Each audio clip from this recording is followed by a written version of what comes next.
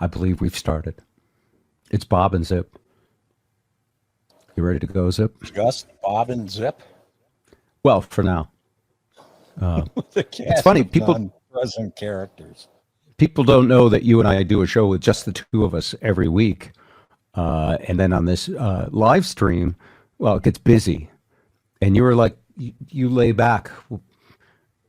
And now you have to talk more. So this will be fun. Are we ready to launch the show? Oh, by the way, coming up on the show, well, I'll give you the coming up in just a second. Are we ready to hit the jingle and launch? I think we should. I think so. There's something funky about my. Here it is. Yeah, there is something funky about my jingle producer. Folks, I'm sorry we were a little bit late. And as it turns out, we had some technical difficulties. This happens when you don't pay anybody. I mean, when you have an all-volunteer army. I want to play the jingle because it'll at least. Oh, here it is. Okay, are we ready? We're ready. The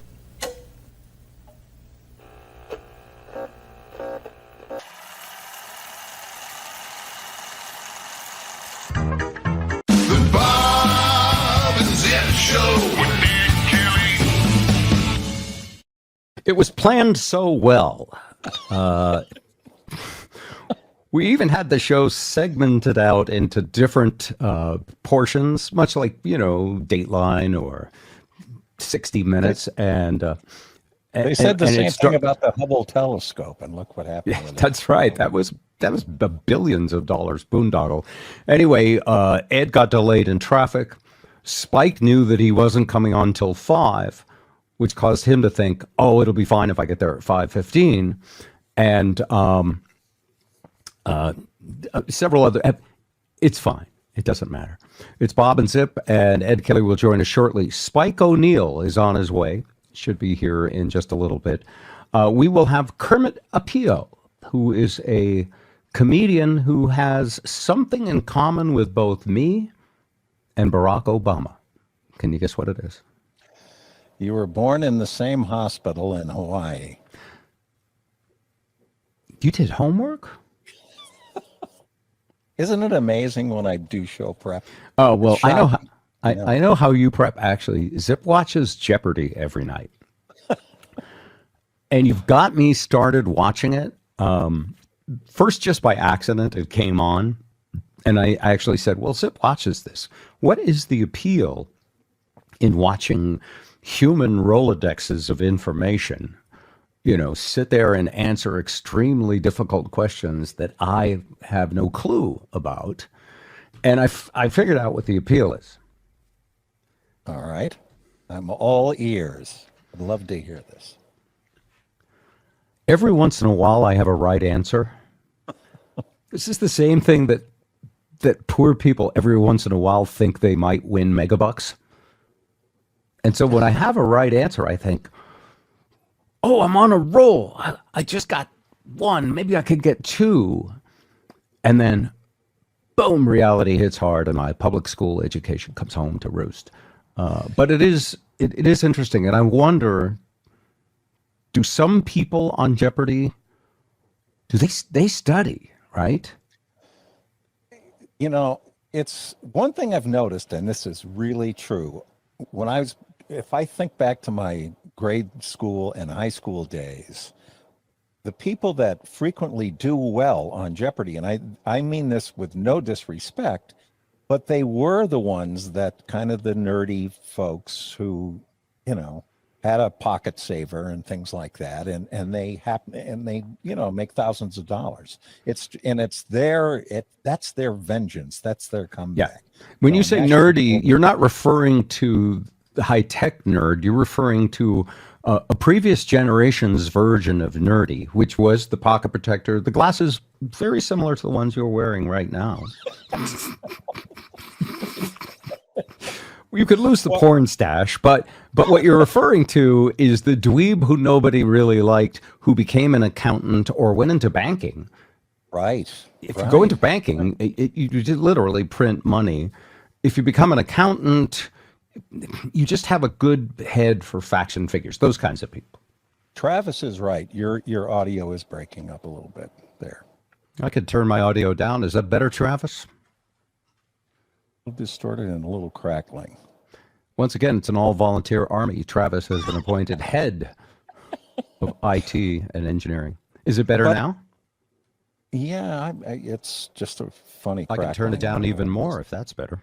I don't think it was so much overmodulated as The mic has got a problem. it sounds like a voice over internet protocol issue, if you will. Well, we're just going to have to plow Yeah, I've been along, watching folks. Jeopardy. We are going to plow along. So back to the live stream here. I started watching Jeopardy, and I'm not going to continue because it's way above my pay grade of having a brain.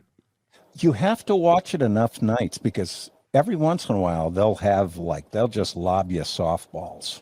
To be like famous classic rock artists and then types of candy that rot your teeth, things like that. Things that you and I have some experience with.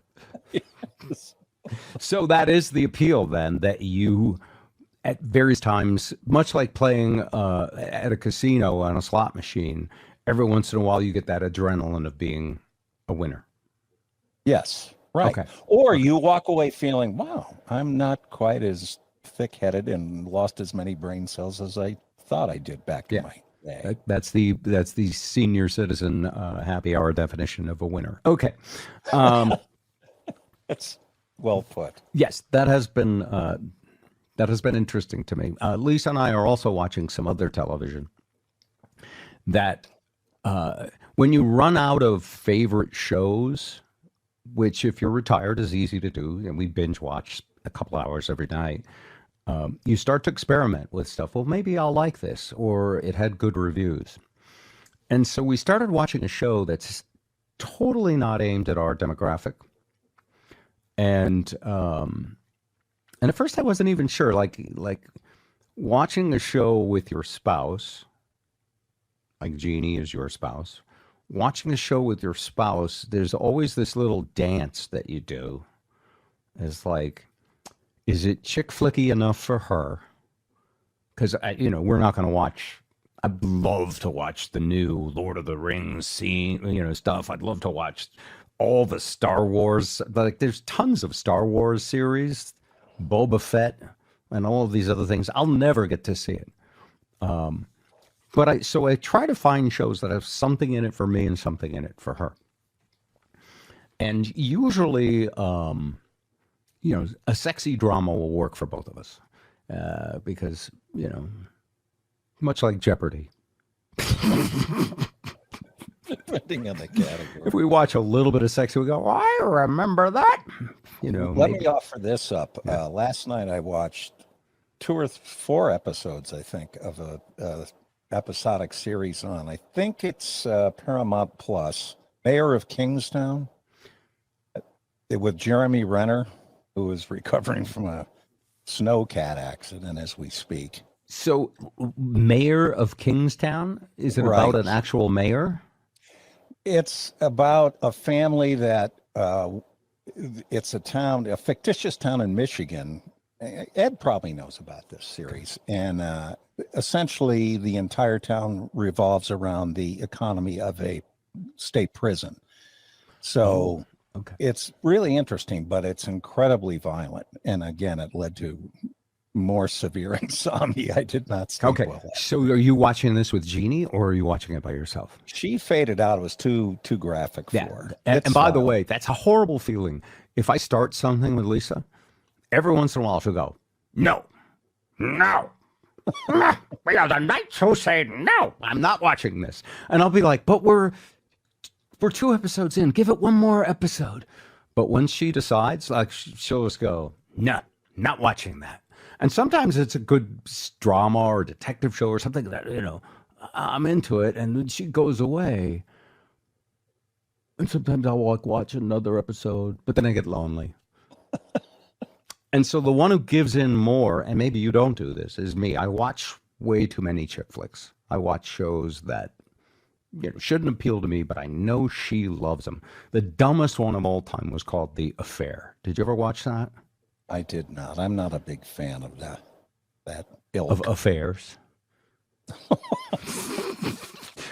You always say the same thing. Yeah. I'm not a big fan of that banging other people's wives thing. That's so The Affair is literally follows the exploits of a dog, a Bill Clinton-esque at his worst. Exaggerate all you want about chaser. By the what? A skirt chaser.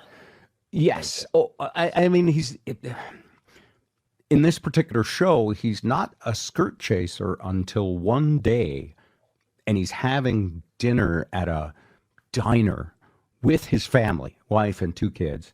And his wife, I forget the actress, but she's really a great actress, very attractive. She's someone I like seeing in her show. And this waitress, who's attractive enough, but she just catches his eye and he catches her eye. And the next thing you know, it's like we're on the Discovery Channel. And I don't want to give too much away, in case you ever want to watch it. By the way, Lisa loved this. I just kept going. It's almost like watching a horror film where you go, don't look under the bed. I kept looking at this guy going, that's really dumb. You're going to get caught. No good will come from it. You know what I mean? I'm like imaginary wingman to the guy having the affair. And the thing went for like freaking 18 seasons. And eventually I got hooked because there was enough gratuitous hot sex and nudity that, it just sparks a little nostalgia. A glimpse look into the past.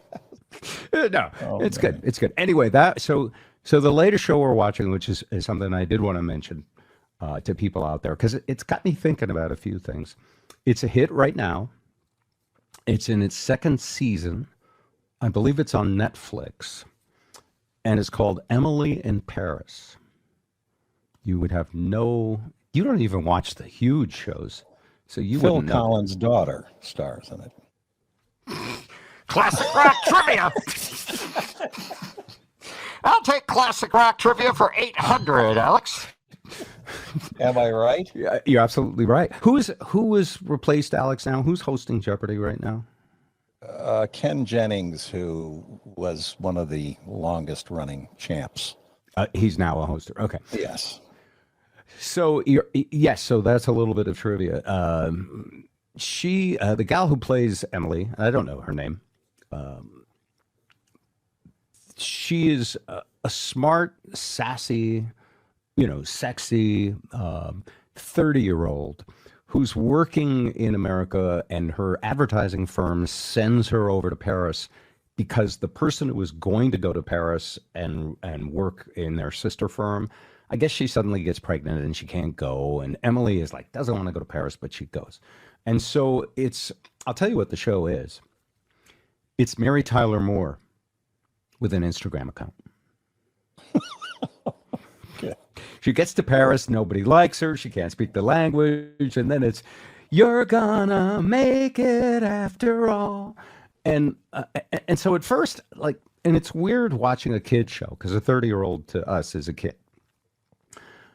Because first off, watching young single people, go through the courtship and mating and all of that stuff. You remember that stuff, right? Watching them do that you feel a little bit voyeuristic. I'm not a fan of that voyeuristic stuff. Is that what you're going to say? Anyway. I was thinking that, but you know me, I let it all hang out. So you feel, but I'm watching with my wife and I'm like, I'm waiting for her to say, yeah, this is, and by the way, it's not gratuitous. It's actually very little, and it's very chaste. They show her dating a guy that she shouldn't be dating, and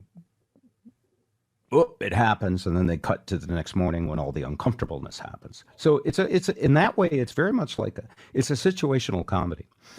But here's why it's fun. I don't understand 30-year-olds at all. 30 is even young compared to my kids now. And they have grown up in a time where instant communication, virality, going viral, oversharing, worrying about who you are. Like, do you know what I mean by that? You Yes. don't, because you don't post on Facebook. I love how you answer. You don't worry how you come across because you don't Rather come than say, across. Zip, do you post on Facebook? You just say, Zip, you don't post on. Well, you don't, do you? No, you Not often. lurk. Happy you're- birthday, condolences. Happy birthdays, Congratulations on exactly, achievements. exactly. But most people today on Facebook, most people are they are their own media brand and empire. Even Jeannie, even Lisa, even it could be my brand is that I love my grandkids. My brand is that I am involved in the community. My brand is that I always take impeccable pictures of the dinners I eat at fancy restaurants, whatever it is. You know what I mean? Yeah.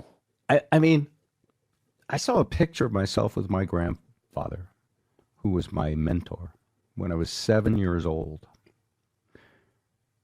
And it's the only picture I have between the age of like 4 and 12. One picture. Right? Is that the one where you kind of had Brill cream and everything? And you Yeah, all you saw that. Yeah, yeah. I saw that. I had won a science fair, and he had done most of the work. We built a model of the solar system with like rotating planets on strings and a kind of a little umbrella whirligig. Which is right in your wheelhouse. Oh, I was the nerd. Yeah, I didn't have the pocket protector or the glasses that you own. But so anyway, back to the show. I found we finished 2 seasons, and there's one more. In the show, you get to see what our opinion of French people is and what their opinion of Americans is. And by the way, it's a scathing view that Europeans, many of them have, of Americans. We eat bad I can't food. imagine why. Oh, we eat bad food. We don't have any appreciation for art. We consume pop culture junk. We're basically we're the trailer trash of the world. Do you have an The opinion on that? cattle-like consumers of the planet. That's right. Yes. Do you agree? Yes, absolutely. 100%. It's tough. That is as far out on a limb as you ever go. Well, it's true. It is. It Yeah, absolutely is we're not particularly cultured here in America. and Our we- media tastes kind of set that up for us. Yeah. It's junk food and fast food, whether it's media, art, food. Instant know. gratification, cheap Yep. jokes, We're spoiled. sophomoric humor, all the stuff that actually made us both a living all these years. So we're watching this show, and on the show, her Instagram account is her lifeblood, being in the PR industry, and deals with lots of sensitive artists. And it's typical of Mad Men, or I mentioned Mary Tyler Moore. Those, and it suddenly occurred to me, there are no great situational comedies anymore that we all share. Remember Not Cheers? many. Yeah. Remember MASH? Remember All in the Family? For the younger generation, they mostly have unplugged from TV networks that would cram the same 3 shows, and you'd have to pick one out of the 3. So you'd choose a comedy, a drama, or whatever the third, a game show, whatever the third category was. But now most young people, and this may be a problem in their lives, they don't have any long-form comedy.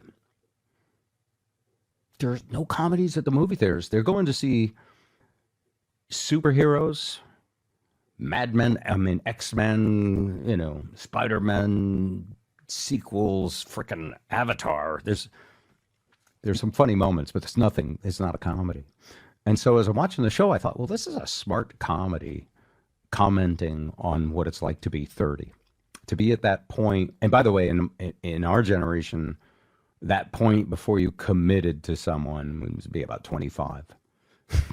But now it's at least 30. No one gets married before 30, right? You don't know. You know any 30-year-olds? Yes, I do. Okay. Not that I hang with on a regular basis, but Yeah. yes. I don't know any. And they're foreign to me. It's as if I'm elderly. Well, statistically, you are. Let's move on. I've had enough of this topic. Anyway, that's the show. It's called Emily in Paris, and it is like spying on a different generation. Before we bring on our headliner, as they say in the comedy industry, and Spike is taking full advantage of that 20 minutes he was going to be late.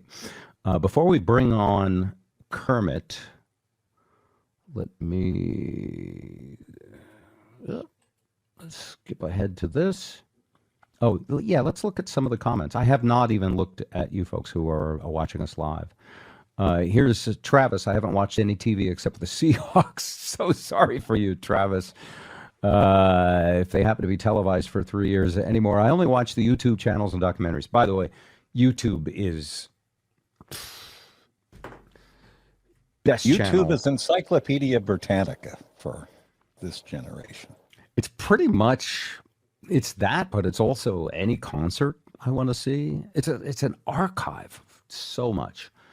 Bob sounding crappy. That was 513. Hopefully it's better. Is it better?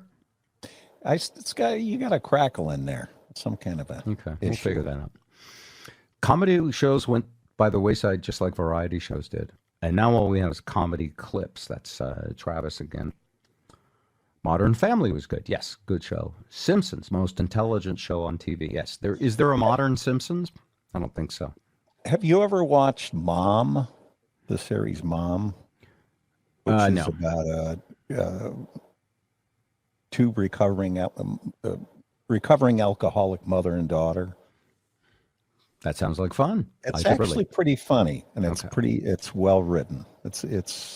And it usually has a message, not like Leave It to Beaver or anything, but it's got there's usually an uplifting underlying tone through it. Is that on is that on a streaming service, or is it on a I don't know if they don't shoot it anymore, so it's on, you can find it on cable for sure.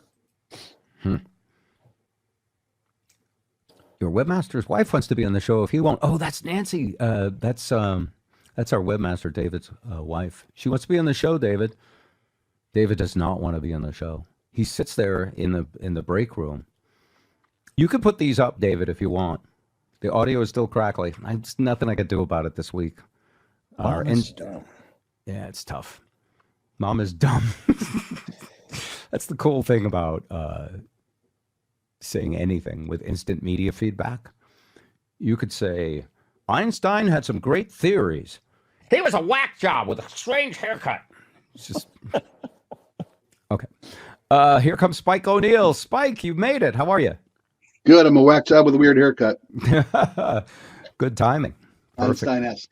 Pardon me, probably whilst I adjust all this shit and make a lot of noise. All right. We're going to bring on Kermet Apio in a little while. And I was afraid we were going to be the smallest room he's ever played to with only two of us. So. No, that wouldn't be it. I've actually seen Kermit live. I'm kidding. I'm trying to, sorry, I ran in here. So. No, that's okay. Yeah, I've had a fun day. Yeah. What's new with you, Spike?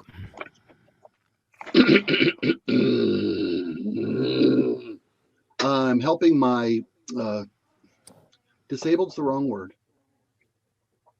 My physically challenged cousin deal with a rat contractor who's an absolute shark criminal who's ripped off people and being sued in 3 different states. Do I know this person? Have we spoken of her in the past? It's Kayla Wheeler.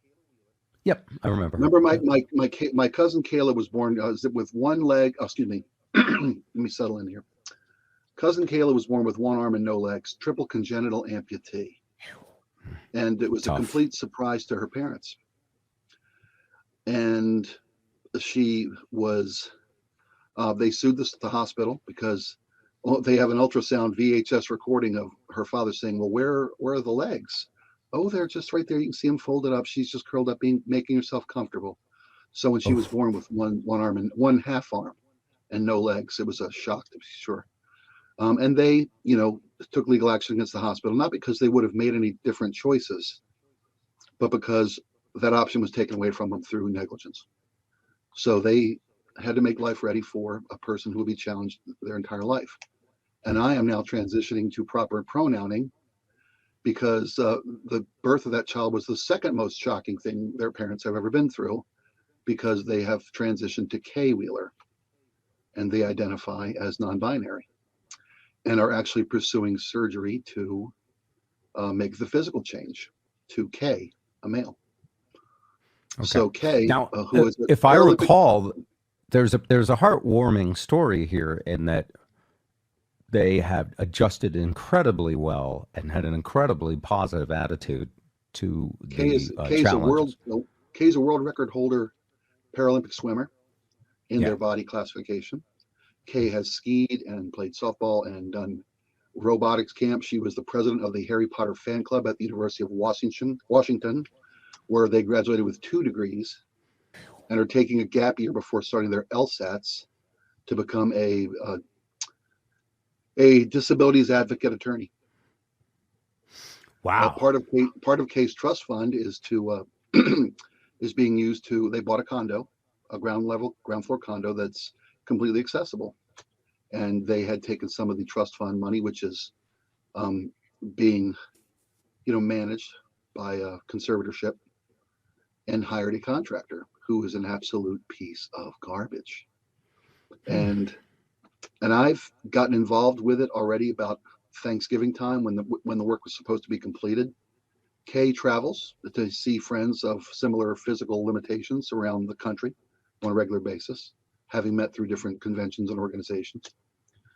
And the work was contracted to be finished in the 3 weeks Kay was out of town.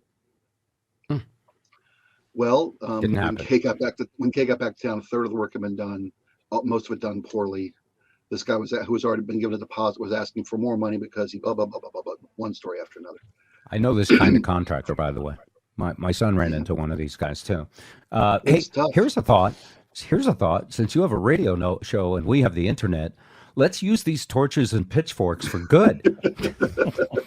Funny you should mention that, because I am not a person to I won't act half-cocked, but I find that hard to believe. I've got more than half a cock to play with. I know that seems credible. No, actually, our dear friend, the attorney, Sean, has already been speaking with Kay and advising Kay on legal options and eventual outcomes. My dear friend is the sheriff of Pierce County, and this contractor happens to also do some work in Pierce County. So you've got one big torch and one big pitchfork instead of an angry mob. That's a good way to go. I like that. Well, and last week, Jesse Jones, consumer advocate in Seattle, he got involved too, because nobody messes with my family. This is great. I really am getting to use the power of what I've worked for 30 years to get up this back on the radio. By the way, I miss having that. I have to be honest with you. I both love no responsibility, because you carry a huge weight of responsibility on your shoulders with your media commitments, and people rely on you. So that part I don't miss. But having the having the Rolodex, the ability to And by the way, fortunately, there's no one 30 years old watching our show, because they would have no freaking idea what a Rolodex is. I don't know if you heard the previous segment. I was talking about a show that Lisa and I are watching called Emily in Paris. And you probably I have heard of it, but haven't seen it.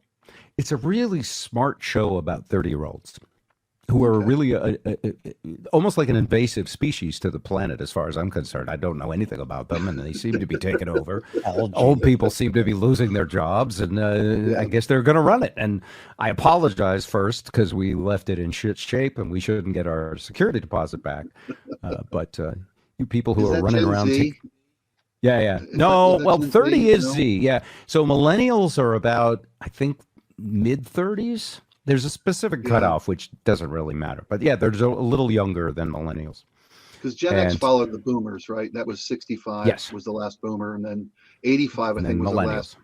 Gen X. Then millennials started at 85, and they rolled through 2005 and My sons are ish. considered millennials, born 83 and 85. So I think it's Okay. just Before below the that. mid 80s. Yeah. Yeah. Someone will correct us. But anyway, it's, it's a whole, our world is as different to them as stagecoaches, cowboys, and Indians was to us. Wow. That's not wrong at all. It's shocking to think that when people say, well, the difference between now and like World War II is the difference between World War II almost and like the Civil War. And that's how much time has passed. That's the kind of span. That's right. When you put things in that kind of perspective of time, it's like, holy shit. Mhm. The All right. 80s were 40 years ago. There's a couple things I wanted to ask you about. I want to add this topic because it's such a part of your history coming back on the radio, and we've talked about this on this podcast before you Nepotism? came back. Nepotism? No, no. Oh, Did you have? I didn't think your family could help you at all. no, Yeah. no, no. That's me inviting Andrew on. Although we're taking a different tack this week. We're having another comic on. We're gonna have multiple comics because he's real busy and it'll be good. Anyway, no, you talked about this probably a good year ago, and now it's on the evening news, and it's a huge story. There is a movement to outlaw gas stoves Mhm. for your home. And as you start to read about it, You realize there's really not, and that's a scare tactic being used by conservative media. Did I cut to the end of the book too fast? I'm sorry. no, and by the way, this is going to be tough for us because I've more or less checked out of politics. If something even has a political bent to it now, I kind of tune it out because I know it's only going to be one-sided. And it's not that I don't care about each side's arguments, but I've decided that both sides are BS. And so until I investigate thoroughly both sides, which takes time that most Americans don't have, I can't I don't jump to those conclusions. Okay. And and there's a touch of virtue signaling in that too. I like know, and that. I apologize. Yeah, it's nice. No, Gen Z, be proud. Yeah. No, so in the reading I've done, it boils down to some safety studies that say having a gas stove in your home kitchen is linked to health problems and without proper ventilation, et cetera, et cetera. One in 5 children raised in a home with a gas stove has the asthma. All right. One in 5. And what I remember is before you got back on the radio, you were doing PR for natural gas, right? Yeah, it was 4 gas. So your job, forget politics for a second. Mhm. Your job was to say a chicken in every pot and a gas flame under it, right? That's right. No, it's how I got to that junction. It was so funny.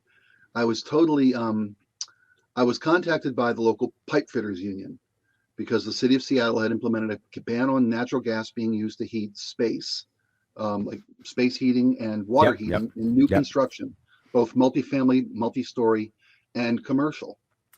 And the pipe fitters saw that coming down the tracks as a livelihood impediment It's to gas pipe fitters. It's a crack in the door through which they Yeah. would eventually try to stop gas. And now they're doing it, by the way. That was Well, correct. well, it was first the city of Seattle implemented this change, then the King County did this change, and now the state of Washington has done this change, and they haven't done it through legislative or through the ballot. They've done it through code. They've done it through building code, and they have now passed building code restrictions on natural gas in new construction for commercial and multifamily, multi-story. So- And then to meet their Green Deal, they will retroactively require this on all existing properties. That's how the virus spreads. By the way, building codes. Mhm. That's another invasive species characteristic of our completely. society, because building Completely codes, hidden away from public eyes and no checks and balances. agenda specific. Yeah. Yeah, yeah. I mean, I like the old days when your house fell down, it was on you. Usually directly on you. Yeah. And only her shoes stuck out. You had to get them back to get home. Okay. Well, it's fun. So as I started this project for the Pipe Fitters Union, we did some research into the marketplace and had a group called the Oxford Universal. It was over in England, but not Oxford University. They did, and it's been a while, it's been a year, so I apologize if my details are a little fuzzy. We did some impact studies on the loss of gas to the community and found out that it would disproportionately affect the BIPOC community and the low-income communities of color, and people of low income.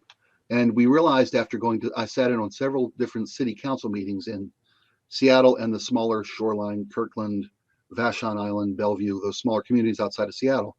And nobody cared that pipe fitters were going to lose livelihood. No. Well, they can just retrain. It doesn't matter if you've got 20 years in the trade, just start over and retrain. So we figured out that the King County passed a law that said every new ordinance, every new ecological study had to make sure every new law proposed had to benefit, if it not benefit, at least not harm minority communities and low income communities. Every new piece of legislation proposed had to either benefit or not harm.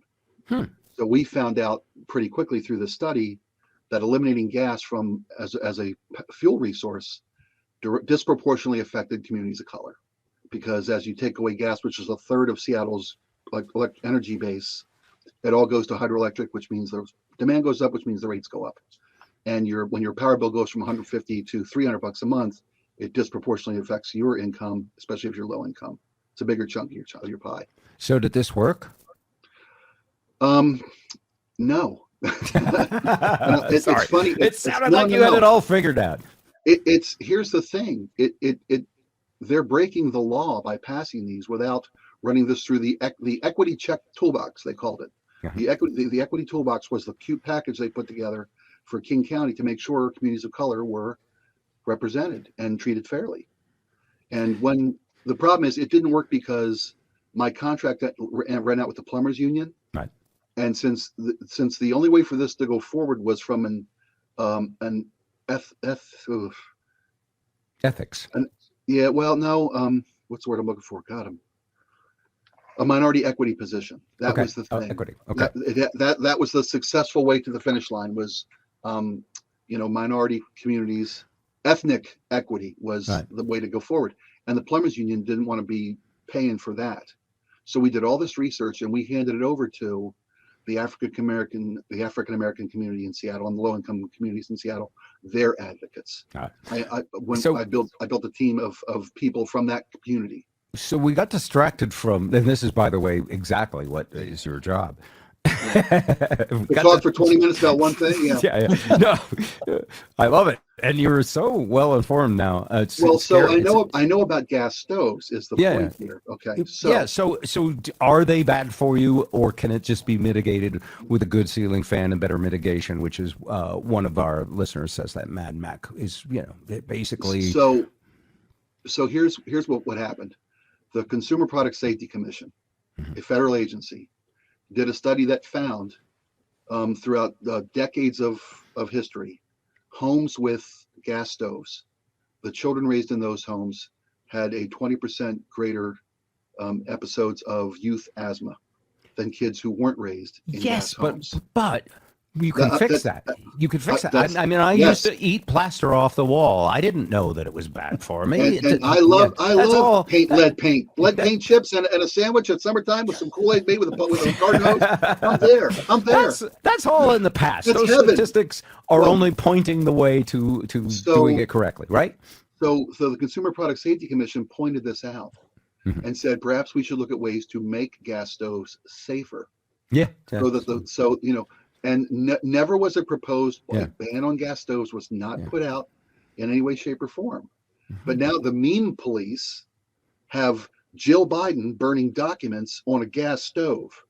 That you get all three of the, there's Dr. Jill Biden burning hidden classified documents on a gas stove. That's a great meme. I like that. It's a great. By the way, it's a great meme. we were It's a talking about triple header meme. the lack Yeah. of situational comedy. I forgot Veep, which is one of the smartest politics shows there is. Great, one of the greatest shows. But ever. there isn't a lot of situational comedy, and we get it now in memes. We get our jokes in 15-second clips on TikTok and Instagram.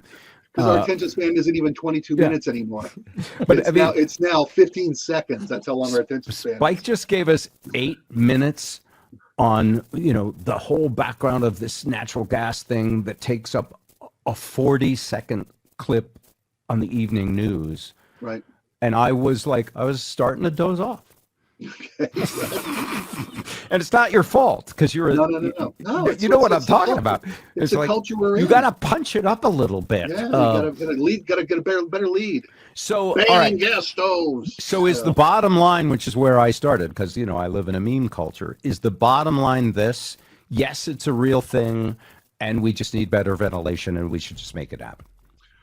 Well, the real thing is that gas stoves do prevent a health hazard that they're now aware of, and they're going to look at. They present a health increasing- hazard. Okay. Yeah, they're going to look at increasing the safety of gas burning stoves to be used for families. And no one's talking about banning, which is just another divisive culture war. They're coming after your stove. So Marjorie. Wait a Taylor minute. Greene I put thought out they a were going to great- take my. I thought they were going to take my stove and my guns, and they were going to have open border illegal aliens do it. Excuse me. Well, then you're going to have to push the bullet in by hand. That's so inconvenient. I see. No, that's I know that's the fear police, coming to tell you that the woke mob is coming to take your stove, and they're really not. God forbid somebody should try to make children a little healthier. Okay. Michelle Obama planted a garden and they went batshit. But here's the thing. I thought that by watching the evening news, CBS, NBC, ABC. So they're the woke mob themselves. So I still thought it just because of the abbreviated nature of news reporting. Yeah. Nobody reads an article anymore. And if I forward them an article, they say, I'm not subscribing to the Wall Street Journal, the Washington Post, or the New York Times. Yeah. When it's free, I'll read it. Like all the stuff that the algorithms and the artificial intelligence send my way to herd me mentally. Okay. So that was one I wanted to go over with you. Let's see if there is another one. Oh, Ed Kelly is here. Uh-oh.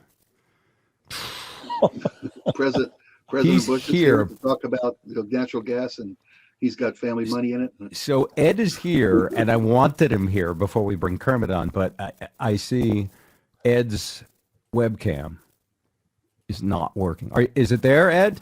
It is there, but it's not hooking up. I like your new logo, man. The two little eyes and the red hair. Ed, That's a great branding. I man. can That's mirror awesome. that too, by the way. That's awesome branding. Look at that. are you having sex with a USB cord? No. It looks like skull and crossbones. yeah.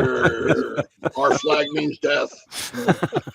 All right, Ed, we're just going to go without a picture with you this week, and maybe there's some reason for it that you're not telling us. But No, just I'm stupid. Neither All this right. here I could get it done. before we Let bring me on, ask Ed this: yeah. Is Bob's mic crackling? Ed? Yes. Yes. it is. Yeah. I got some problem this week. I don't know what it I is. thought it was my headphone connection. I thought it I'd was have to the top ones reboot. in my head. It's too late. knows the troubles I've seen. Nobody can fix the static. If anybody would like to invest in this show, hire. We just got a new sworn in sponsor 20 today. minutes. Finally. That was much more of a punchline than I had hoped. Ed, you had a moral dilemma. Let's talk about that. I did. I was pulling into work and I noticed that I was getting anxiety at the stoplight because I knew that it's such a short green arrow to the Fisher Building where the radio station is that half the time if I'm not right on the money, I get beep from behind, right? There's always a him. Here's a hint for you, move, because this is a really short light and only 2 cars get through, 3 max, and it's yellow. So I found myself speeding into the left-hand turn. I'm just wondering if anybody else experiences this, the need to let as many people through as possible. It's stupid, but it is anxiety inducing for me for whatever reason. I had a similar feeling tonight as I was running late, as always, to meet this commitment with you guys, this opportunity to share my world with you wonderful people. The clam dip in front of me forgot where a gas pedal was when the arrow came on, and I too have a short green arrow. And I same thing. Do I hit the horn? Am I that guy? Am I Captain A-hole? Well, No. fortunately, my horn button doesn't work, which I think leaves me legally viable for a lot of things. But it's come and go since they changed the airbag. That's what a service recall does. You drive without a horn? Well, I drive with an airbag, but the horn was fine If I until had they to switched choose out the between a airbag. horn and an airbag, I would take a horn every time. I can't imagine going out into that circus Yeah, in a car without a horn. yeah. Do you have a paintball gun in your hand to let people in front No, of you no. know you need to In move faster? Detroit, Spike, you don't understand. Detroit, that's probably saved my life numerous times because one horn beep will get you, Oh, you know, oh. road Yeah, rage. you're Now we've probably- lost I live in Mike. Seattle. Bob, your mic is muted. Yeah, you're muted, buddy. Yeah. See, it says Bob with a slash Yep. through it. There you go. Is it fixed now? Seattle's the Indian Yeah. word for after you. No, I think it is better. Is it better? Yeah. Yeah, it's Oh, not that as ticks me bad. off. You know what it is, Ed? It's the same thing that happens to you. What's that? Brain damage? Because I was using Pro Tools. The Yeah. two apps fight over who gets the connection. And remember how I tell you every week, well, just reboot your stupid it device. down. Shut it down and bring it back up. Turn And it off and turn it back on, Ed. He never did. He says it much more. I rebooted it and it fixed it, right? That's annoying. Okay. yeah. So I missed your. missed your dilemma. It had something to do with airbags. No. It's just my anxiety over how fast I have to turn to let the other cars behind me, as many get through as possible, Oh, as I'm wow. on my way to the radio station. Is it an Gosh. unsafe speed you have to hit? Not unsafe. It's just that I'm waiting. I'm going, geez, if I don't go as soon as this turns green, I'm going to get meep from behind. Right. So you're feeling bad about not being a good enough citizen of traffic in the I'm community. not always the most attentive when I'm thinking about the radio show and when I'm thinking about, show prep. You're the one that I told you to keep it to us. That's why we I'm call thinking- you. No, bring your Meanwhile, I'm thinking, should I shoplift these groceries because they're so expensive? Isn't that justified my putting eggs in my pocket? And, It was all worth it. you don't think Yeah, it's your cannabis habit. You don't think that's it. No, I don't at all. Okay. No. I don't brain- have a cannabis habit, Bob. I'm a wake and baker, one toker. Daily? No, not daily. Okay. Twice a week? Twice a day. Twice a week? No, well, generally Every twice. time When I every do time I do wake up it, and pass By the out, way, I take a yeah. hit. By the way, Ed, you are under oath. yes, and I know that I have said before, but I have eliminated almost all of it. But Oh. if I do wake and bake, it's a one toe. I don't. Maybe do you one- need it actually to be sharp. That's there's a lot to be said. I about think there could be. I wish we had research. All right. There was a lot of research, actually. By the way, this topic I keep wanting to bring up, and you know what? We're going to bring it up with our comment because I don't want to make Kermit wait too long. And I know Spike has an expiration date at some point. Has to go do Yeah. his real job. Let's see. What else did we not? Yeah, that's just boiling down what we said about the gas stoves. If you don't consider all news suspect, You should I- know. I think you're allowing yourself to be manipulated. That is not a political statement. This hits very close to home with me, Yeah, Bob. me It too. really does. because my Ed, sister- you first, since you're on and you only have audio, and then we can disregard you afterwards. again. Yeah. No, my sister was cleaning her stove and she turned on the pilot light or two. I came in the house. I smelled natural gas, which is, of course, imbued with rotten egg smell. So you can tell there's natural gas. I said, Right. Marilyn, back out of the house and I'm going to open a window. Do not turn on any lights. And that was a potentially explosive situation. The last one was when she loaded the coffee machine 2 days ago and put the coffee in the top of the machine and then proceeded to fill it with water and turned it on. And then when I came in to get my coffee, she had forgotten to put the urn underneath the coffee machine. So there was hot coffee all over the counter Yeah. That's a hot, So sticky smell. the natural gas thing, I wouldn't mind if natural gas stoves went away. It's kind of like the guy that blew up his stove, and on the way up, he meets a guy coming down. He says, "Hey, you know anything about stoves?" The guy coming down says, "No, you know anything about parachutes?" It's a dad joke. Sorry. So you don't trust yourself around fire. You would prefer man go back to prior to fire. Prior to fire. Yeah. Richard Pryor didn't like fire. I'll tell you that. Anyway, I don't think we should give up natural gas. I think we should make stoves safer, though. Okay, got it. But as far as considering all news suspect, Definitely. okay, I've been having this debate with a friend of mine over Elon Musk. And he thinks I think Elon Musk is some kind of a genius. But what I say is the stories, the anti-Elon Musk stories are the press piling on because of an agenda. Look, maybe Elon Musk may be completely self-imploding and he may blow up all of his companies. He still in his lifetime did more for global warming than any human being. He became the world's richest man. He's still like number 3. And he doesn't have, he's not a one-trick pony with one company. He has the Boring Company and he has SpaceX. And SpaceX is going to be one of the biggest military contractors in the freaking world because military and space are the same. And you got to ask yourself, is there any strategy to, becoming absolutely necessity for military around the globe? And yeah. Speaking of Boring Company, Yeah. let me ask you something. Oh, the Boring Company, the three of us. Yes, go ahead. What a setup. It's a gift. Go right ahead. I am so sorry. I think that all news is suspect after Obama last night on the White House Correspondents' Dinner said on his I was watching an old YouTube video. He said, and CNN has decided to become real journalists. So if the president himself doubts that CNN is doing journalistic duties, with credibility, who am I to question a guy like Obama? Yeah. Much smarter. All right. So that's specific.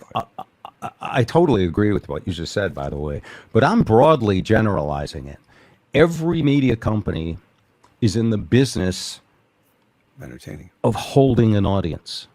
Yeah. Suck them Eyeballs, through. engagement. Eyeballs, eardrums, doesn't matter. Holding an audience.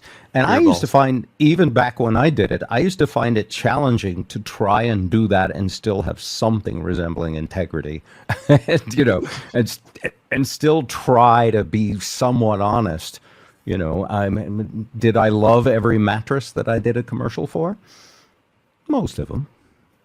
Well, we had this issue come up today because we got a new sponsor, and it was Chicken Shack. And Mitch would not have allowed them as a sponsor if he weren't an actual devotee of that franchise. There you go. Yeah. So That's it. And so forgetting about even the ads, which used to wag the dog, that was the issue back when we were, when we were fab, as the Beatles would say. as this saying goes, yes.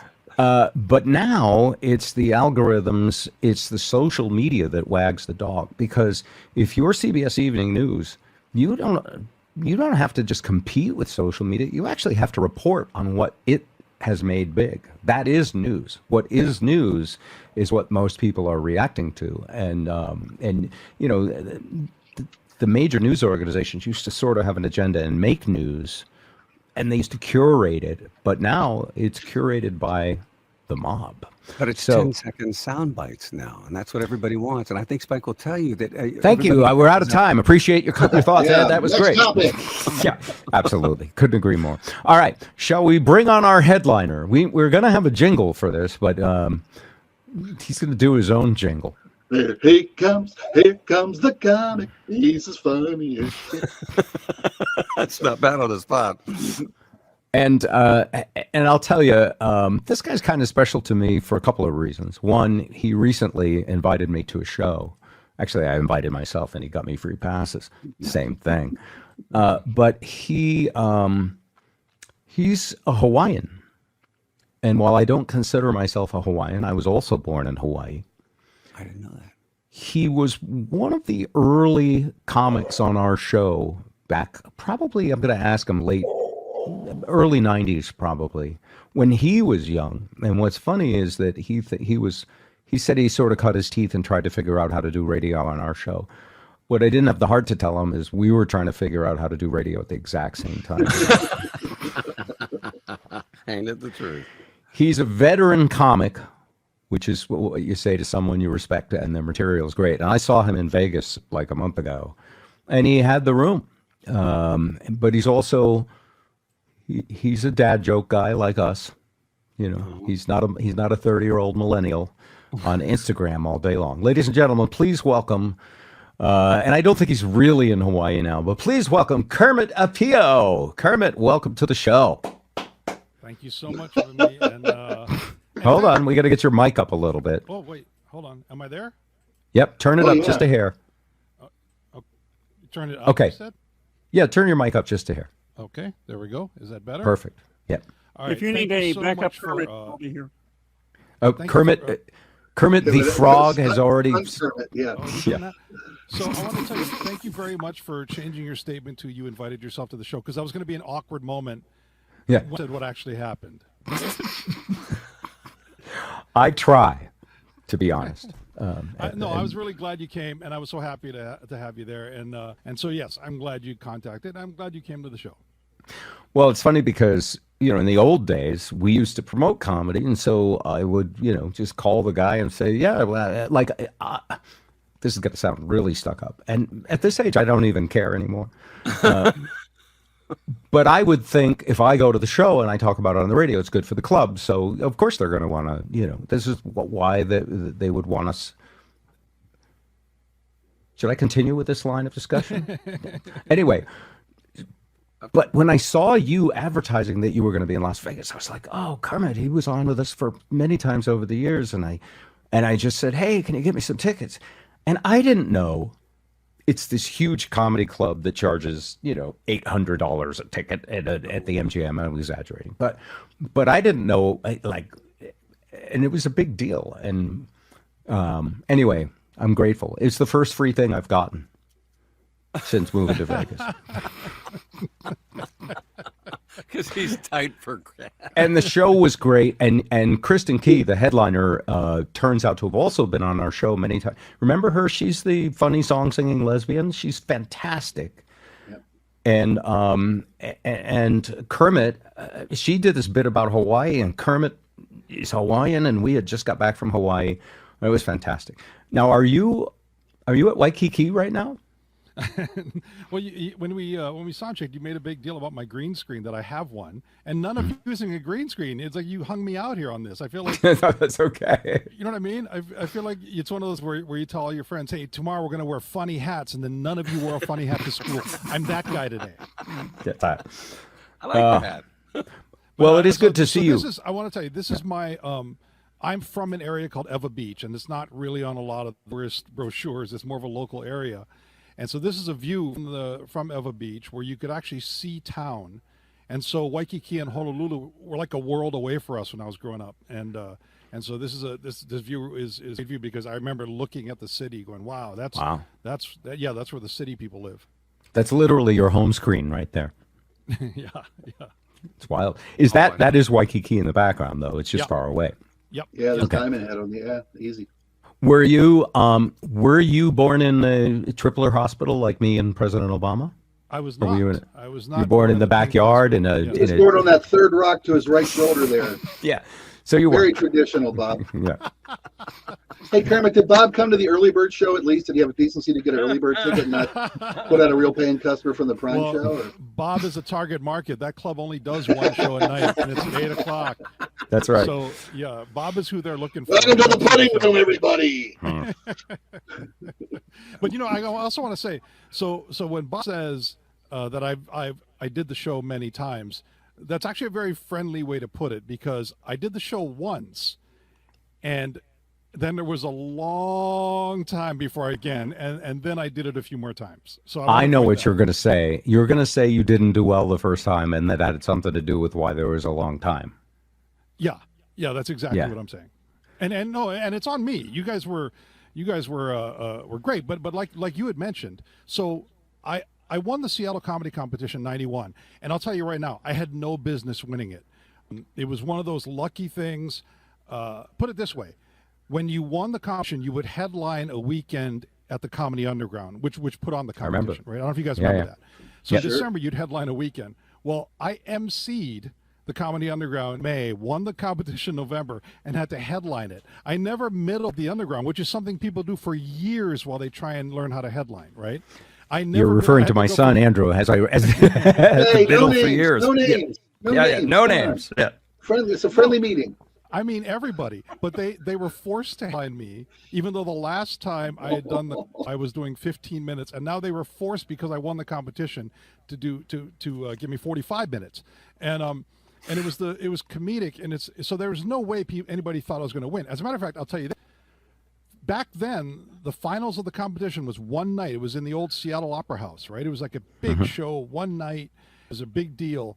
After I won, the finals increased the amount of nights. Now there's 5 nights of finals because they're never going to lightning get caught in a bottle. There's no way they're going to let that happen again. If you're going to win, you're going to have to take first or second for at least 2 to 3 nights. So here's what I remember. I don't remember. I don't. You killed. It's so refreshing to be able to be honest on the radio here. Like I don't remember your first time, but I remember it in the sense that we were all kids, and then I just remember, and you may be right. We may have said, well, should we let him back on again? Well, he just won the Seattle Comedy Competition. We have to, and then you became a regular, and we're always very funny. You still live in Seattle. I do still live in Seattle. But hey, going back to what this, I do want to say that. So, doing radio as a comedian, when you're a comedian guest, it's something that needs to be learned. But nobody is going to teach you how to do it. There's no class. No school. There's no right. You think I'm just going to go up there.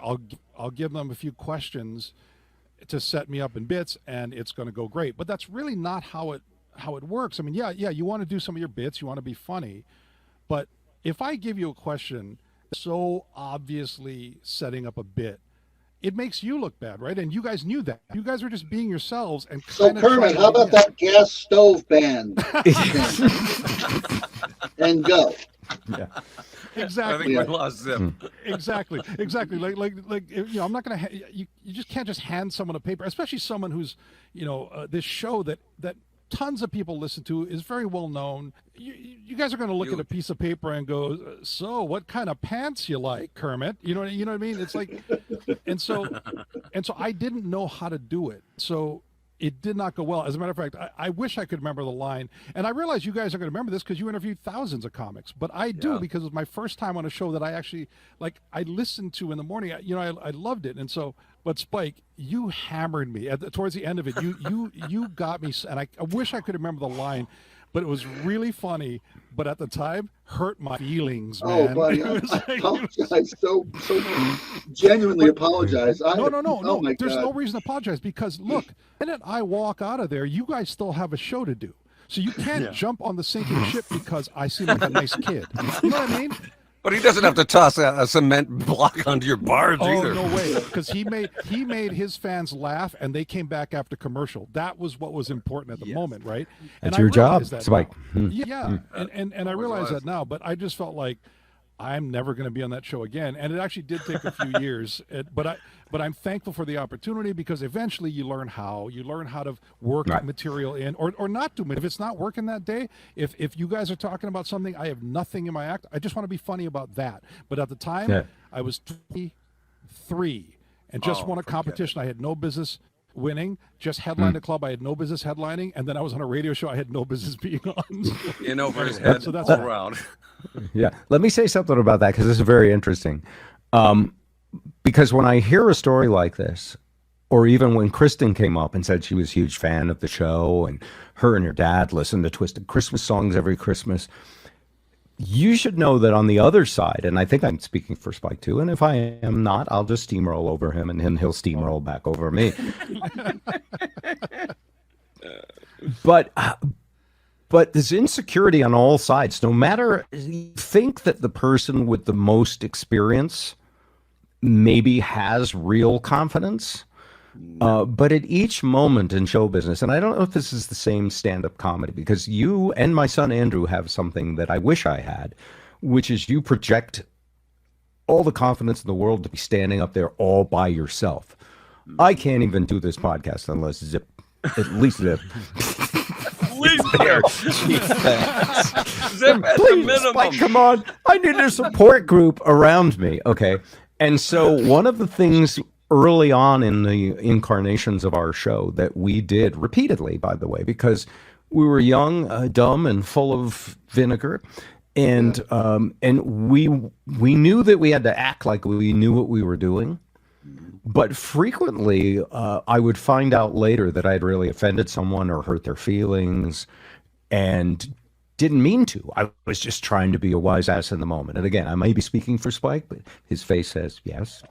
You know me, I'm a puss. I got no backbone to insult somebody with skills. God, no. If I insulted you first, it was an accident. If it made me laugh, that was also an accident. So. But here's the thing I want to get to, and it's the magic that happens.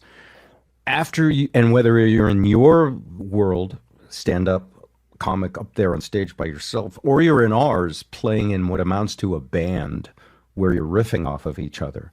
Right.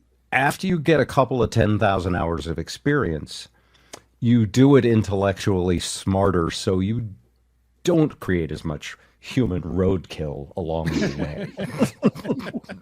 Ouch. And I have been one of your squirrels. Yes, I know. And so that's what I was thinking when you told me that story was, oh, we hurt this kid's feelings that day. Oh, that was a screw up on my part. But you, because you had a positive attitude, you were like, and by the way, Andrew did this too. This is just a step along the road I have to take to begin good.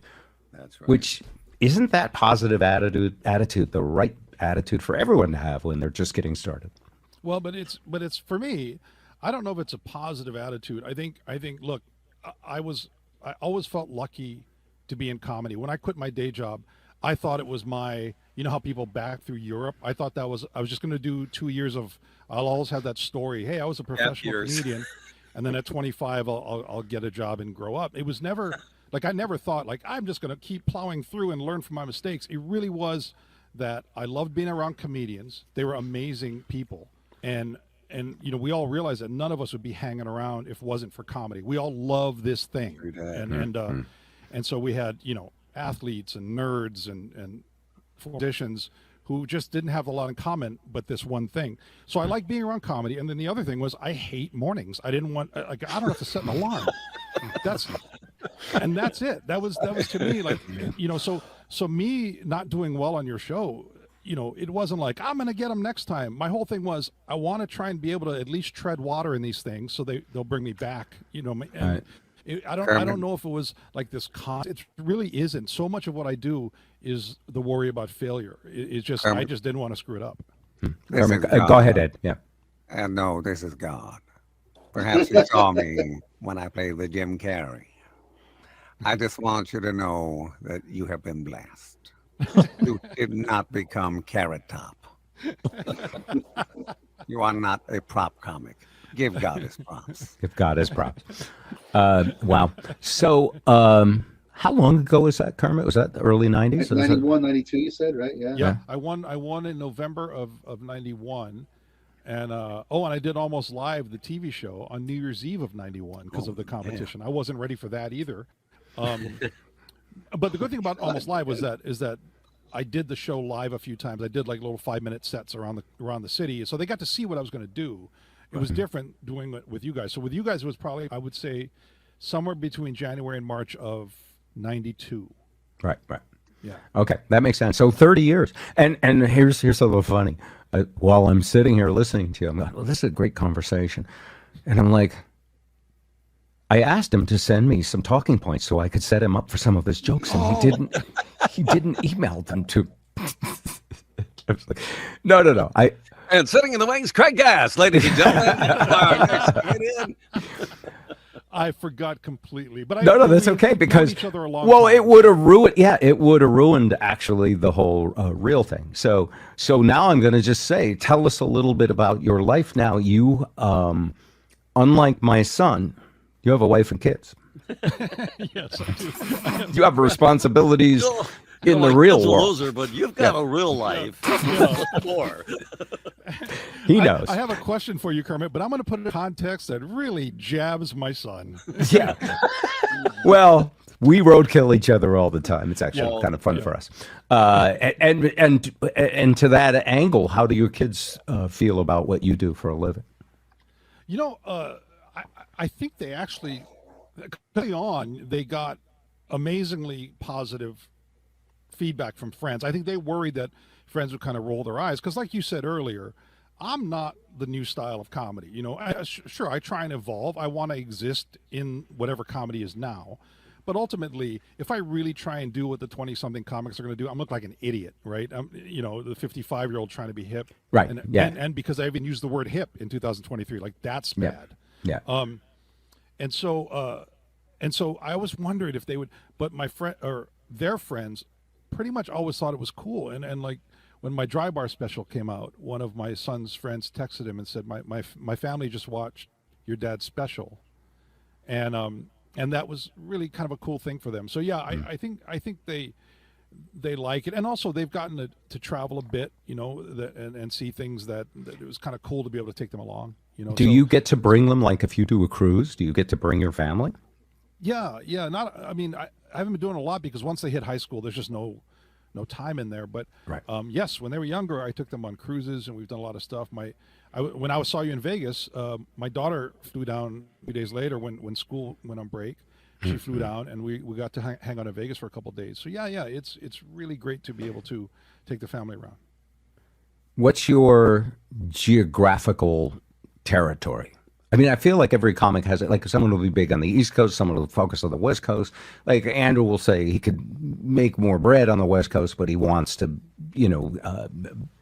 branch out into other areas. But other comics, when they get, the families and all of that, they've got to sort of balance career and real life. So do you travel? Yeah. Mostly? Well, I don't think it's so much a regional thing. Now, I will say this: I do pretty well in the Midwest. It just, because I mean, look, this guy's from a place where they see the sun. That's exotic, right? I'm very pro pie in my act, so that there's. Oh, is that Spike? Do you bring your life? I mean, you don't try to tailor your material to where you are, do you? I mean, you don't. Do you Midwest up your act a little bit, or you're always and bringing your world into theirs? What I do is both. I learn about their life.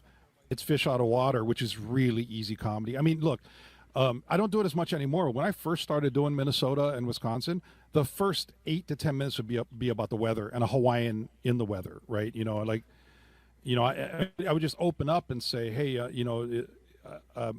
I'm so happy to be here, and I know that when they booked me, they said, hey, let's bring the Hawaiian guy here in January, and they laughed and high-fived, and it sets up this whole thing.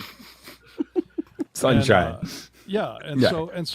So I do kind of both. I let them know that I know where I am, but I do it in a way that here's a Hawaiian over here, and just easy sort of juxtapositions, like here I am visiting them, but it's not it, and I know a lot of them visit home, but I realize not many of us visit you here, right? I mean, Kermit, there's these sort of easy premises to switch around.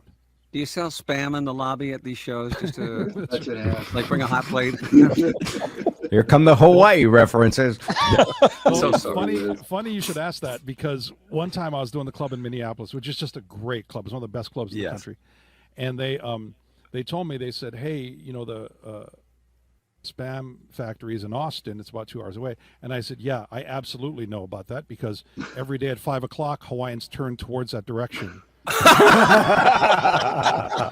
Mecca for Hawaii. I love it. That must have brought the room down. May I read one of your? Oh, go ahead. Finish. Yeah. Go ahead. No, go ahead. I was going to read one of your posts on social media that I thought was pretty good and perhaps a topic for discussion with the group. This is how I know I like this guy. He goes, it's Kermet Apio. Seeing all the talk about who will fill the NFL head coaching vacancies, there's something similar about all the candidates mentioned. Maybe I'll figure it out later, but I can't quite pinpoint it right now. It's true, though. That is very true. Wow. You know, I had the you went, yeah, go ahead, yeah. Spike. He did it. I had the hardest time believing that the NFL would actually not pick the best candidate because of the color of their skin. I thought that's usually the most foreign concept because it's all about winning. It's all about results in the NFL. And so why, if there was a qualified guy, why wouldn't they take a black gentleman as opposed to a white guy? And it made no sense to me. And I had somebody who's been in football in the NFL explain it to me. Your coach has to deal with ownership. It's not just about winning. It's about the community that they deal with sponsors and advertisers and everything else. And it's not that the African American candidate couldn't do the job. It's that the community he would have to interact with would be ready for him to, and they're not ready yet. So there is legitimate racial bias in coaching because they have to make these considerations. It's not just about wins and losses on the field. It's about your community being able to interact with your coach. This was someone telling you this who was giving it as an opinion. It hasn't been an official press release from the NFL explaining. No, that's not an official press release. That wasn't from Goodell's office. No. But this is a guy who played in the NFL for a long time. But He's been around the league ever since. But here's what I say about that. We're all of us enough to remember all the things they said about the difficulty of having black quarterbacks. That they deal with a whole nother situation in football. There's like another mental level that we don't know that black athletes really have. So we've heard a lot of these things, and I get it, man. All right, I'm gonna tell you guys a story. I cannot say any names, but a friend of mine was an athlete in college at a big college. And so he had a lot of friends who went on to play in the NFL and coach. And one of his friends went to two teams, became head of player development for one team that was doing really well. Had an interview on the West with the team, was very excited because it was a really good position. And they flew him out there. The president, like you said, the president, the guy who runs the thing, right? Comes in with two newspapers and sits there and starts reading the paper. My friend's friend said, after about 10 minutes of this, says, "Would you like to start the interview?" And he said, "Nope, I just have to have you here for a certain amount of time. I'm just going to read my paper." He read the paper, and he said, "All right, Rooney Rule done," and he papered down and left. And that was this guy's interview. So yeah, you're right, absolutely. Those 32, a good chunk of them owners, man, they have their very old school way of looking at things. Yep. But I really feel like, look, we did it for quarterbacks, and now the game is better because of black quarterbacks. The black quarterbacks have made the game better, and so that would be my boy. I just brought things down, didn't I? We No, this is okay. Excuse me, Kermit, Matt Stafford. I beg to differ.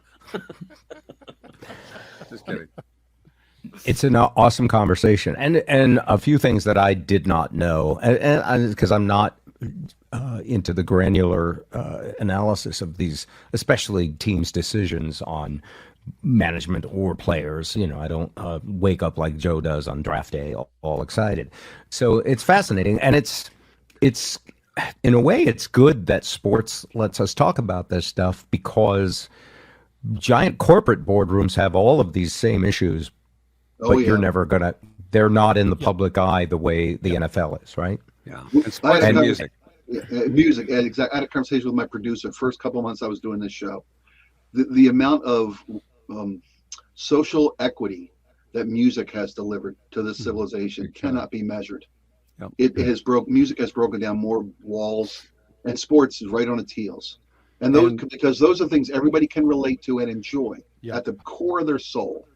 And it doesn't matter if someone's making you happy with their music or their sport. It doesn't matter the color of their skin. And that was Frank Sinatra's attitude. And I didn't see it with a lot of sisters, though. I got to tell you, over the years. Well, and I will say this: on let me be a cheerleader. Three of the top 5 acts out there are Kevin Hart, Dave Chappelle, and who was I think? Shaq. Shaq's funny. Come on, Shaq I see tour. Ving Rhames is opening up. We have the meat. Yeah, comedy, and at one point, Amy Schumer was one of the top acts. So there's a lot of comedy seems to have the same thing, where people sort of connect on another level, and it's really been fun to watch. All right, lightning round. We have a couple quick topics, and then we're going to be done in about 2-3 minutes. So I want to get everybody on these two things. The first one is this: classified documents. I have a thought, and then I'll open it up. First off, I don't think anyone cares about classified documents, rank and file people, because we're never going to see them. We don't know what's in them, and so it's always going to be this mystery. But I have a surefire solution on how to prevent this problem from ever happening again. You want to know what it is? Kill the president on his way out of office. I'm not suggesting. I'm just guessing. I almost did a spit take. Thank you. You can do that. It's a green screen. It wipes off. I shouldn't have asked that question because no one wants my opinion. All right. No. Okay. Spike, go ahead. You got the floor. No, I'm going to go last, like in a porn. I'm going to go last. He does very good last. Can we stop electing 70 and 80-year-olds? When I think of these documents, I don't think that either president said, I'm going to smuggle these secrets to my private lair, and then I'm going to sell them or disregard them, and somehow they'll get into enemy hands. There's no treason here. There's simply, I can't wait to see my Corvette this weekend. You just put Spike on simmer. You know that, right? I do. There's, and nobody cares. So I think this is a distraction from the really big stories, which no one wants to talk about. And no one is more thrilled than me that Biden did this too. No one is more thrilled than me because I am. Look at Spike. I am a radical centrist, and anytime the political dialogue is, it takes all the oxygen out of a room like a gas stove set on high with the windows closed. I go, well, what about the important stuff? And so for me, this is so hilarious and nothing. It's a nothing burger. All right, Zip, everybody else gets a comment. Spike wants to go last. No, I will go last. Yes, Zip. No, I think, the job is impossible to begin with. And with that much paperwork, the crap that I've got in my menial little life, it is. I agree. It's a totally ridiculous discussion. And by the way, I would for every future president, I would appoint a czar of top secret documents whose sole job it was to make sure this never happens again. And if it does, off with his head, old-fashioned style. I don't like And then, that was the one thing that I heard in a discussion today is that you would have thought that the Biden, officials would have immediately said, "Hey, do we have any loose documents around?" Let's clean up the No, Yes. Hey, do we have any loose women around? Yeah. I don't like this keeping a guest log thing in my private residence. I don't think that's a good idea at all. All right, Kermit, what do you say? I just say whatever the law is, just apply it both ways. So, however you're not going to charge the first guy that did it, not charge the second guy the same way. Love it. Done. 10 seconds. That's the rule of social media right there. 10-second solution. All right, I like it. Spike, you're up. Okay. It's not the crime. It's the cover up. It's always the worst case, right? Yeah. The cover up's always worse than the crime. I can believe that Trump would take shit home with how can I use this? How can I use this to open a hotel and a resort and a golf course? What oligarch do I owe tens of millions of dollars to? Like Junior said on TV, we borrow all our money from Russia. What can I give him to clean the books? But be that as it may. You're being generous with strategy points there, I think. I think Biden is just too old to know what's in the glove box of his Corvette. That's right. Classified or a road flare. High five, my friend. High five, everybody. But Dave Chappelle put it best. Because I've stolen a lot of things from my work. I've stolen paper clips. I've stolen staplers. You know what I've never stolen from work? Work. He's didn't do any work at work. He's going to take work home and do work at home. I don't think so. Right. All right. But like you made a good point. Like there might be a chance that Biden just thought they were good papers to put under the Corvette during the oil change. You know what I mean? Just kind of thought, this would be great. Yeah. Yeah. All right. That's That's going to do it for us. That's all the time we have. I have one more topic, but I'm postponing it for a second week till next week. Ladies and gentlemen, thanks for listening. Sorry about my crackly mic. We're going to get our staff right on it. If you'd like to help out the podcast to maybe hire someone to fix stuff, you can go to Patreon. Kermit's got a green screen. We can't get a microphone that works. I know. Come on. It's not that easy. Greening screen. Patreon.com/Bob Rivers for the tip jar. We do appreciate that. You can email us anytime, show@bobandzip.com. And we're shooting for once a week. And if you join our mailing list at bobrivers.com, we'll make sure we let you know when we're trying to be on. We're usually a few minutes late. We would love to have you here. Kermit, where are you playing? Where are you performing? Oh, yeah. Oh, yeah, and you can see Kermit at the Comedy Underground. He's just won the Seattle Comedy Competition. Where are you? I'll be. Thanks for mentioning that. Spike. I'll be at the Carco Theater in Renton on the later in February, and the last weekend of February, I'm at Club Comedy, which is a really cool comedy club on Capitol Hill. He glanced to the left. What did you do? Read it from the sand? Well, I'm trying to- It's in a bottle. Yeah. Oh, now you're going to take us out with a song, right, Kermit? You're going to sing a Hawaiian song, or do you want to not? It have anything that was that short, so we'll maybe do it another time when you have more All time. right. So Sure. Kermit, This is Don Ho. I'll do Tiny Bubbles if you want. oh my Okay, I'm out. I gotta go to work. Bye, guys. Bye-bye. If he's singing, I'm leaving. All right. Take care, everybody. Back next week. Will be a Monday night next week instead of Tuesday night. Thanks. The Bob and Zip Show.